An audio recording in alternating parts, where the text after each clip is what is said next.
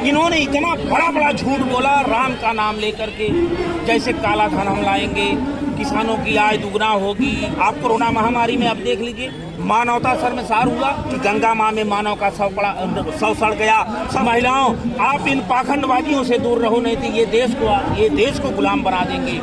अगर कोई भ्रष्टाचारी हो, जय श्री राम बोल दे रहा है, तो वो जो है स्वच्छ हो जा रहा है। कोई अपराधी है, जय श्री राम बोल दे रहा है, तो वो सही हो जा रहा है। आए हैं 2 करोड़ नौकरी पे, आपसे सवाल है, आप आज किसानों की आय दुगना किए कि नहीं किए? आज आप स्मार्ट सिटी बनाने की बात किए थे, बनाए कि नहीं बनाए? आपके दिव्यांग मंदिर में प्राण प्रतिष्ठा करने का काम करते हैं, शंकराचार्यों का अवहेलना करने का काम करते हैं। स्वासा कबीर साहब ने कहा था राम 4 हैं, ये राम को लाए, विजय माल्या को कब लाएंगे, नीरव मोदी को कब लाएंगे, अच्छे दिन कब लाएंगे, और हवाई चप्पल वालों जो पहन रहे थे एरोप्लेन से कब आप पहुंचाएंगे? मीडिया को हाईजेक कर लिए, आप जो आज सत्य बोल रहा है आप उसको बोल दे रहे हैं।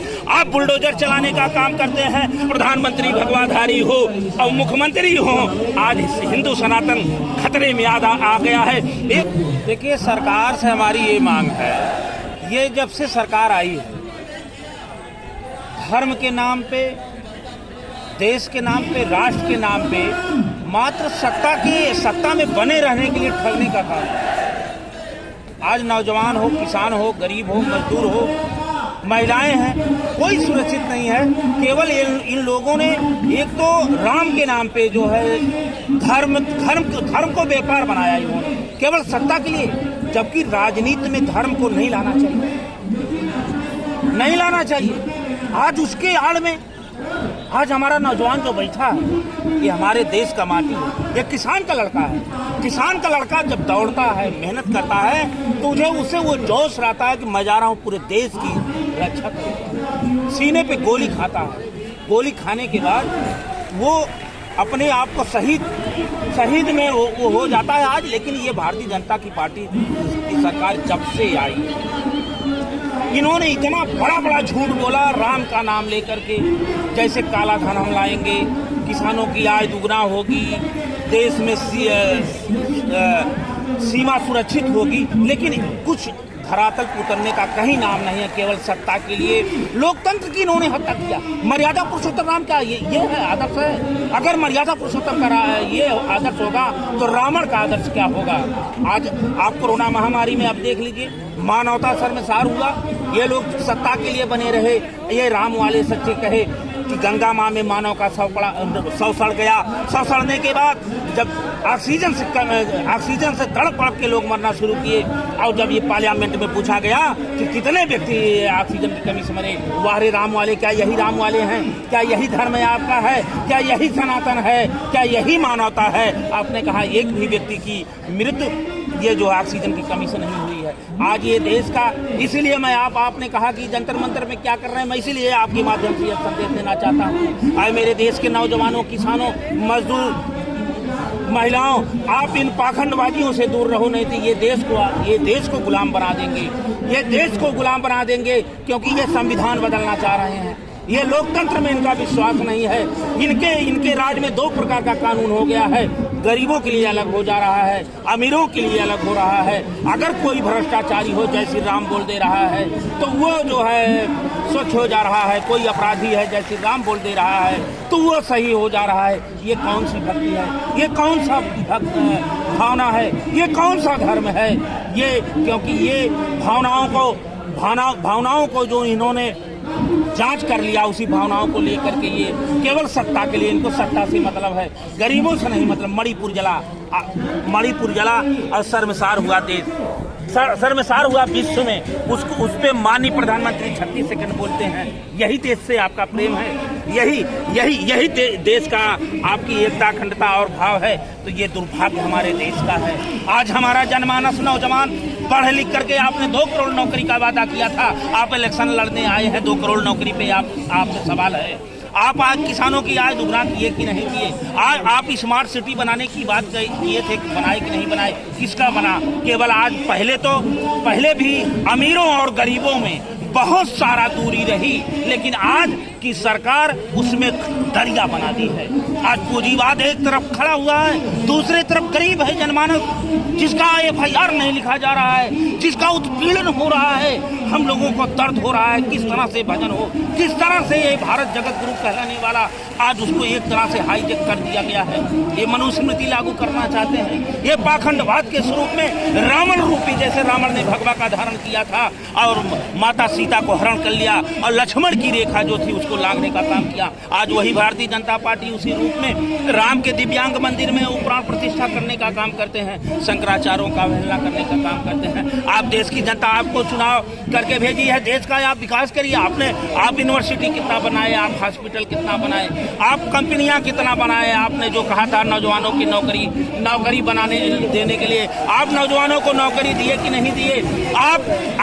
आपको संविधान के आपने शपथ लिया था, आप जब वोट आ जाता है तब आपको कहते हैं हम राम लला टेंट में रहेंगे। ये बताइए, जिसने जगत का निर्माण किया हो, जिसके श्वासा कबीर साहब ने कहा था राम 4 हैं, एक राम दशरथ का बेटा, एक राम है घटघटवासा, एक राम है सकल पसारा, एक राम है जगत से न्यारा। ये घटघटवासा एक राम दशरथ का बेटा ये हमारी शरीर है, एक राम घटघटवासा ये हमारा जो जीव है, एक राम सकल पसारा जो ये दुनिया दिखाई दे रही है, और एक राम जो है जगत से न्यारा। उसी को तुलसीदास जी भी लिखे, बिनु पग चले सुनाए, बिनु गाना कर, बिनु कर्म करें विधनाना। आप उस राम के नाम पर के आप राममय बना रहे, यही राम राज है। अगर राम राज ये होगा तो पाखंड राज क्या होगा, रावण राज क्या होगा? जहाँ जनमानस का सुना ना जाओ, जहाँ गरीब के घर में खुशहाली नहीं होगी, विश्व गुरु तब बनेगा, राष्ट्र का निर्माण तब होगा जब आखिरी पंक्ति में बैठा हुआ व्यक्ति के घर में खुशहाली आएगी, जब किसानों के घर में खुशहाली आएगी, जब यहाँ के गरीब व्यक्ति के घर में एक समांतर के तर से देखा जाएगा, तब राम राज का स्थापना होगा। आप राम राज की क्या बात करते हैं? राम राज समाजवाद से आ सकता है, समांतर से आ सकता है। आपके यहाँ 2 प्रकार का कानून है, आप में जो चला गया भ्रष्टाचारी है वो ठीक है। जय श्री राम बोलने से कहाँ ये मंदिर गया, ये तन गया मंदिर में 100 बार। अगर तन मंदिर नहीं बना तो मंदिर में जाने से क्या फायदा, और तन के मंदिर में ही मिलेंगे राम, झूठे जय श्री राम कहने से क्या फायदा। ये राम नाम पे व्यापारी, आज जनमानस कलयुग का प्रकोप प्रचंड रूप में इन लोगों के ऊपर धारण हुआ है। आज मानव शर्मसार हुआ कोरोना महामारी से। आज यह नौजवान हमारा देश का, आज नौजवान देश का उस समय झूम उठा कि राम होगा, राममय होगा, राष्ट्रवाद होगा, हमको नौकरी मिलेगी, 15 लाख आएंगे, 15 लाख आएंगे, घर घर में खाता खुलेगा। और इन्होंने जो कहा अच्छे दिन की तलाश है। आप तो राम राज लाए, टेंट से उठा करके राम को लाए, विजय माल्या को कब लाएंगे, नीरव मोदी को कब लाएंगे, अच्छे दिन कब लाएंगे, और हवाई चप्पल वालों जो पहन रहे थे एरोप्लेन से कब आप पहुंचाएंगे? आपका बड़ी बात ही अगर कहे जाए, अगर ये राम राज का स्थापना होगी, यह राम राज का शब्द है, ये रामायण का शब्द है, ये हिंदुत्व का शब्द है, ये सनातन का शब्द है, तो रावण का शब्द क्या हो सकता है? कालनेमी का शब्द क्या हो सकता है? हिरण्यकश्यप का शब्द क्या हो सकता है? इसी भगवा रूप में हिंदू में ही कंस भी जन्मा था, रावण भी जन्मा था, लेकिन वो भी कह दिया था कि जब मैं चलता हूँ रथ पर चढ़कर तो अमनी ये थर्राती है, डरते हैं चांद सितारे, सब दिशा मुझे भय खाती है। आज आप मीडिया को हाईजेक कर लिए, आप जो आज सत्य बोल रहा है आप उसको बोल दे रहे हैं, आप बुलडोजर चलाने का काम करते हैं। आप अगर कोई विपक्ष का अगर है उसके ऊपर आप ईडी चलाने का काम करते हैं। कोई अगर सत्य की मांग करता है आप उसकी आवाज को दबा देने का काम करते हैं मात्र कुर्सी के लिए। अरे आया है सो जाएगा राजा रंग फकीर, कोई सिंहासन कर चला कोई बधे जाए जंजीर। इसलिए मैं ये कहना चाह रहा हूँ मेरे देश के नौजवानों, किसानों, हमारे पूर्वजों ने अपने प्राणों की आहुति देकर के भारत की स्वतंत्रता, एकता और लोकतंत्र का कायम करने का काम किया था। यह संविधान मिला था, जो पिछड़े थे, जो दलित थे, जो अति पिछड़े थे, उनको कुआं पे चढ़ने नहीं दिया जा रहा था, उनको शिक्षा का अधिकार नहीं था, उन्हें बोलने का अधिकार नहीं था, उन्हें वोट देने का अधिकार नहीं था। ये खटक रही है उस समय से, जब से इनकी इतिहास आप देखो, ये देश अंग्रेजों के साथ जुड़े रहे, जब ये सत्ता में आए थे धर्म की अफीम लगा करके। आज हमारे संविधान पे चोट हो रहा है, आज हमारे लोकतंत्र पे चोट हो रहा है, आज हमारे मानवता पे चोट हो रहा है। ये भगवा के रूप में, ये राम के रूप में आपको राजनीति करना है। आपने जो वादा किया था, वादा पे आइए, जनता पूछ रही है 2 करोड़ नौजवानों की नौकरी प्रतिवर्ष कहाँ है? काला धन कहाँ है? किसानों की आय दुगना हुई कि नहीं हुई? आप यूनिवर्सिटी कितना बनाए? आपकी आर्थिक स्थिति देश की क्या हो गई है। आप कोरोना महामारी में क्या किए, आप मणिपुर चला, इसका आप जवाब दीजिए। आप अगर सच्चे राम वाले हो, देश में मांग हो रही है, अगर राम में आप परिवर्तन कर सकते हो, आप चंद्रमा पे जब वैज्ञानिक भेज रहा है वहां अपना श्रेय ले सकते हो, जब हर जगह आप बदल सकते हैं तो ईवीएम में क्यों नहीं आप बदल सकते हैं? जरूर बदल सकते हैं। जो राम में बदल सकता है वो ईवीएम में क्यों नहीं बदल सकता?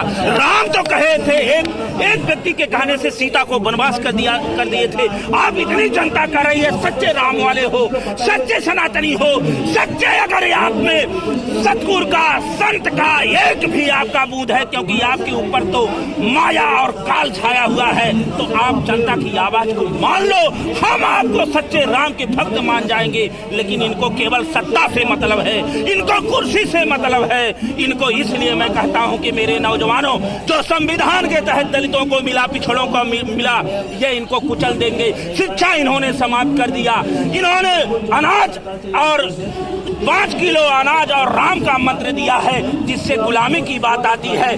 जब मुगल आए तो सनातन नहीं खतरे में पड़ा, हिंदुत्व नहीं खतरे में पड़ा। जब देश का प्रधानमंत्री भगवाधारी हो और मुख्यमंत्री हो, आज हिंदू सनातन खतरे में आ गया है। ये पूरी तरफ से पाखंडवाद है, एक तरफ पाखंडवाद। ये 24 का चुनाव मामूली चुनाव नहीं होगा। मैं देश की जनता को ये कहना चाहता हूँ, अपने लिए नहीं, अपने आने वाली पीढ़ी के लिए, हमारे देश के लिए, मैं आपके कल्याण के लिए आपसे ही मैं एक भीख मांग रहा हूँ कि सच्ची सोच रखो। एक तरफ पाखंडवाद है, एक तरफ समाजवाद है। चाहे तुमको अगर पाखंडवाद के रूप में जाओगे तो यहाँ भी मारे जाओगे और वहाँ भी मारे जाओगे, और समाजवाद के रूप में आप चयनित करोगे।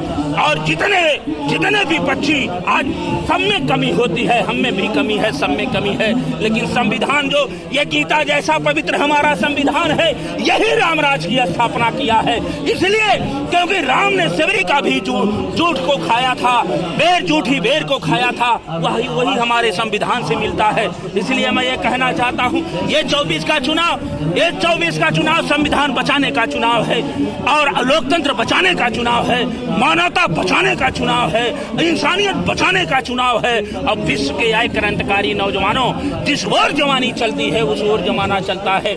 आप ताकत दिखा दो, इन पाखंडवादियों के चक्कर में मत पड़ो। इनके चक्कर में अगर पड़ोगे तो आपके सामने ये मारेंगे और रोने भी नहीं देंगे। आपके सामने आपकी बहन बेटी लूटी जाएगी, अगर लूट लेंगे, जय श्री राम केवल बोल देंगे तो उसे पे इनके ऊपर कोई कार्रवाई नहीं होगी। इसलिए मैं ये कहना चाहता हूँ कि मानव को पूरा यंत्र तंत्र स्वतंत्रता मिली है। आप जो है ऐसा निर्णय ले करके, और ईवीएम, इनकी गारंटी भी जो है ईवीएम है, इनकी गारंटी राम शब्द है, इनकी गारंटी केवल मंदिर और कृष्ण और राम है। आप राम को लाए टेंट से, ये बताइए, राम की प्राण प्रतिष्ठा कर रहे हैं, जिसने पूरे जगत को प्राण प्रतिष्ठा किया हो। आप कह रहे हैं हम टेंट से लेकर के यहाँ आए हैं। एक साधु संत, एक शंकराचार्य नहीं गए। उत्तर प्रदेश के भगवाधारी मुख्यमंत्री थे, योगी सन्यासी थे, आप उनको भी साथ में लिए होते तो ये भगवा जाता, लेकिन नहीं, आप केवल दिखना चाह रहे हैं। ये क्या है? ये तानाशाह नहीं है तो क्या है? ये अगर पाखंडवाद नहीं है तो क्या है? आज इस देश में, देश संविधान से चलेगा। देश का सबसे बड़ा मंदिर है, किसानों का सबसे बड़ा मंदिर है, दलितों का, पिछड़ों का, गरीबों का, मजदूरों का सबसे बड़ा मंदिर है, तो वो संविधान है। और अगर संविधान से देश नहीं चला तो ये मनुस्मृति लागू करेंगे, ये अपना विधान लागू करके सारी की सारी शिक्षा, स्वास्थ्य, स्वतंत्रता, एकता, अखंडता, एकता को खत्म करके एक तरह से एक छत्र राज करने का काम करेंगे। इसलिए मैं ये कहना चाह रहा हूँ कि 24 के चुनाव में नौजवानों जागो, किसानों जागो, और ये धर्म का अनुवाद मत फैलाओ। अगर धर्म की बात करो तो याद करो कोरोना काल, मंदिरों में भी ताला लग गया था और मस्जिदों में भी ताला लग गया था। अगर ताला खुला था तो हॉस्पिटल का ताला खुला था, और मानवता शर्मसार हुई। बेटे की लाश को बाप नहीं छू रहा है, बाप के लाश को बेटा नहीं छू रहा है, मां नहीं छू रही है। ये चुनाव में पश्चिम बंगाल में वो दीदी भी करते रहे। लॉकडाउन आप गलत नीतियों से लगा दिए, जिससे हजार किलोमीटर चल के नौजवान, हमारा किसान का लड़का मर गया, महिलाएं मर गई, ट्रेन से कट के मर गए। आप उस पर नहीं देखते। उसके बाद आप हमेशा दोहट ठगने का काम किया। इसलिए मानवता जागो। ये सबसे बड़ा मंदिर ये शरीर है, इसमें दुर्गा भी रहती है, हनुमान भी रहते हैं, खाली भी रहती है। वीर रहे पैगंबर रहे, क्योंकि सब लोगों ने कहा गीता कही, कुरान कहे, वीर कहे, पैगंबर कहे, रविदास कहे, कबीर कहे, मंसूर कहे, विश्व के सभी धर्म गुरुओं ने कहा है सबसे बड़ा धर्म है तो इंसानियत और मानवता। वह इंसानियत मानवता अगर जिसके अंदर मर जाए वो धर्मी नहीं हो सकता, वो अधर्मी होगा। इसलिए कहना चाहता हूँ आपका सच्चा धर्म होगा, सच्चे पथ पे चलो। अगर पाखंडवाद के पथ पे चलोगे तो आपके सामने आपका बेटा मारा जाएगा, आपका परिवार मारा जाएगा, आप अशिक्षित हो जाओगे, फिर आप पशु के समान आपका जीवन व्यतीत होगा। इसलिए मैं आगाह करना चाहता हूँ ऐसी भारतीय जनता पार्टी उखाड़ दे और आप ईवीएम के लिए भी आवाज उठाओ। ईवीएम भी इनकी गारंटी है, ईवीएम है जब इनके राम में परिवर्तन कर सकते हैं। ये बताइए सनातन जो जय श्री राम कहा वही हिंदू है, जो भगवा पहना वही हिंदू है। अरे बाबा तुलसीदास जी लिखे हैं किन्नो ये निवृत्त पात्र विश्वासा और निर्मल मना यही निज दासा। जिसका मन निर्मल होगा उसको राम मिलेंगे, जो कपटी होगा जिनके अंदर माया मोह लिप्त होगी उसको राम मिलने वाले नहीं है। इसलिए मैं कहना चाहता हूँ ऐ नौजवानों जागो, निकलो और ये 24 के चुनाव में ऐसा कर दो कि पाखंडवाद हार जाए और समाजवाद आए, और समाजवाद वहीं आएगा। आपके पास दो पक्ष और विपक्ष है, एक तरफ भारतीय जनता पार्टी है, दूसरी तरफ इंडिया गठबंधन है, और दूसरा विकल्प नहीं है। आप चयन कर लो, इंडिया गठबंधन का ही चयन करो, क्योंकि अगर कमी किसी में ज्यादा है और कमी किसी में कम है, आपने जो दिया है, क्यों जो सत्य बोल रहा है उसके ऊपर ये सोरेन को आपने डाल दिया, अडानी के घर नहीं जाएगा। यूपी में हमने देखा 565 जोड़ा की शादी हुई, दुल्हा गायब। अरे वाह रे राम, वाह रे राम राज, वाह बुलडोजर बाबा की सरकार। यही भय है क्या? यही भय है? तो ये आप देखिए, ये ठगने के लिए इनको कुर्सी से केवल मतलब है।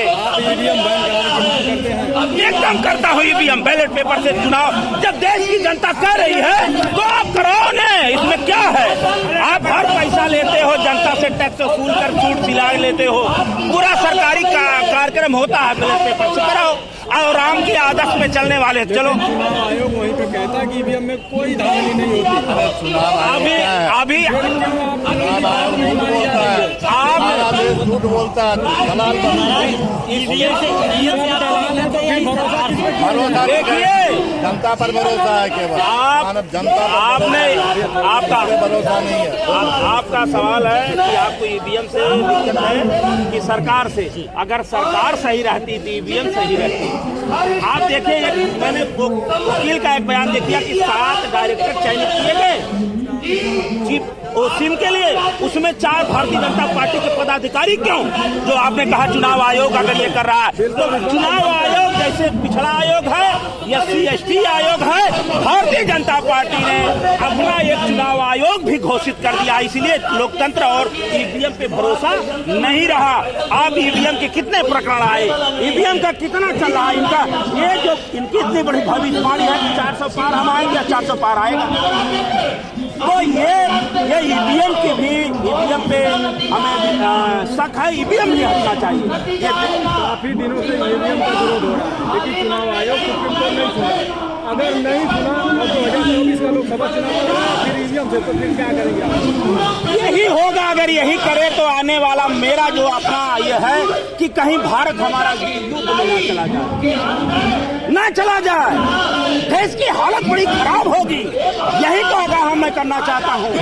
इन्होंने जैसे झोंक दिया, इन्होंने जैसे लॉलीपॉप दिया, इन्होंने जैसे देश के नाम पे, राष्ट्र के नाम पे, गंगा के नाम पे, ब्राह्मण के नाम पे, मस्जिद के नाम पे, हिंदू के नाम पे, मुसलमान के नाम पे, अगले के नाम पे, पिछड़े के नाम पे हमेशा ये नया नया पैतरा बदलने का काम करते हैं।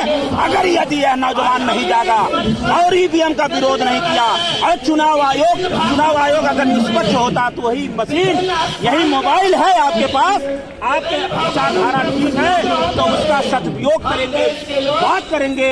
आपकी विचारधारा गलत होगी तो उसमें गंदी फिल्म भी देख सकते हैं।